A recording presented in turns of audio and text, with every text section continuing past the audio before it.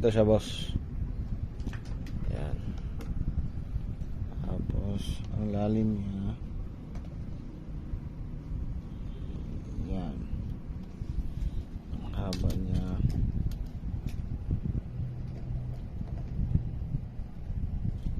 Taas niya.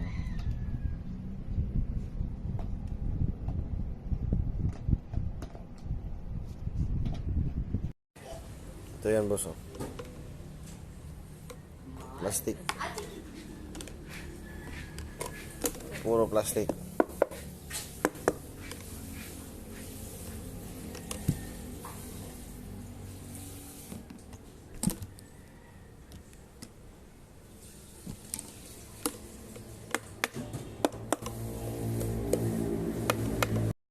Good morning mga Karitari Maker, no? Lalo na kay Sir Sidney Jan, no? Na taga Dipolog City, Zamboanga del Norte, no? Yan. Sir, ito na po yung box po na pina-customize, ginawang tari box. Napakaganda po ng box na naisipan yung ipa-customize. Napakatibay po, made of hard plastic po. No? So, ito na po yung loob, sir. Pasensya na po at medyo natagalan kasi nag-order pa kami ng customized na sukat din dito, no? Medyo matagal dumating yung fiberglass natin. So, ayan po. Meron na po tayong lagayan ng mga iba't ibang klaseng bayna, mga malalaking bayna hanggang sa maliit na bayna. Pwedeng lagyan ng mga pagkit, mga tape at kahit ano pang mga accessories. Dito din po, meron po tayong extra lagayan ng mga accessories. Pwedeng lagyan ng mga kalang o mga sapin, mga paunan. Ayan po. So, dito din po, dito yung main compartment natin kung saan natin ilalagay yung tari, no? Yung mga blades natin. So, sir, kayo na po ang magtanggal ng yung cover niya na brown. So, natutaklap pa ito. Ayan po. Kaya na po magtanggal. So, ito po yung hiling po ng ating suki, ng ating amigo na si Sir Jan, ay kahit umabot lang po ng 16 capacity, no? Happy na po si Sir Jan doon. Pero yung ginawa po natin is pinaabot natin ng 24 capacity, no? So, ito po example, may tari po tayo dito. Kaya po 'yan, no?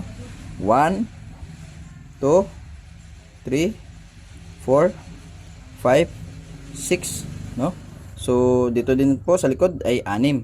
So, kasyang-kasya, dosihan din dito, no? Kasya 24 capacity. Ayan po, no? So, ang maganda din dito, hindi po ito made of plywood. Ito po ay made of hardwood, no? Ito po ay made of tugas. Matibay po ito na kahoy, no? Yan. So, sa mga gustong magpa-customize, may mga box diyan na hindi na nagagamit at mga matitibay pang box, pwede nyo pong ipa-customize dito sa Karitari Maker. Ayan. So, example lang. Lagyan natin ng blade. Ayan. Ito po ay may sukat na 4.1, no? Semi slasher. Ayan po.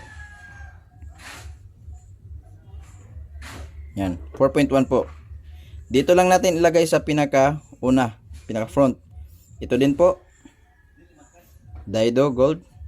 May singsing. Lagay din po natin. 4.1 din po ito. Lahat po 4.1. Kita nyo po. Yung 4.1 po natin ay maluwag pa. Hanggang 4.2, no? Kayang-kaya hanggang 4.2. So maluwag pa. Lalong-lalo na dito sa likod. Kaya hanggang 4.5 na tari. Pero wala namang ganon. 4.5 napakataas na nun. So ayan po. Hindi po kayo mag-alala kahit umabot ng 4.1 yung tari nyo, no? So, ang maganda din dito sa box natin ay hindi po na tatanggal. Hindi po nalalaglag yan, no? Secure na secure po yung tari nyo, no? Kahit matukwang po yan. Ayan, no? Then dito sa main compartment na ito ay pag naisarado natin, wag lang pong isaradong nakaganyan lang, no? Kasi mauupin po talaga yan, no? Dapat po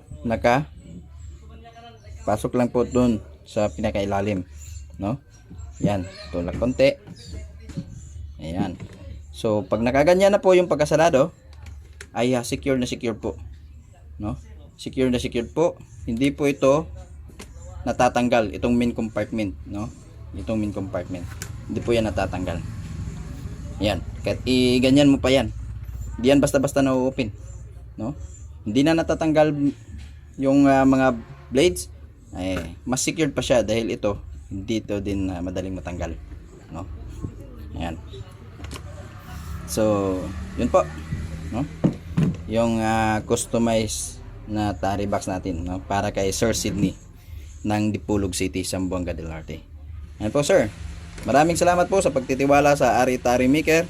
Hopefully po ay magustuhan nyo yung customization ng box ninyo po, no? At makatulong po na maprotektahan yung mga blades nyo, mga gaffing accessories. Yan, para iwas kalawang at iwas sira sa ating mga kagamitan. No, more wins po, sir. God bless. Thanks for trusting Ari Tari Maker.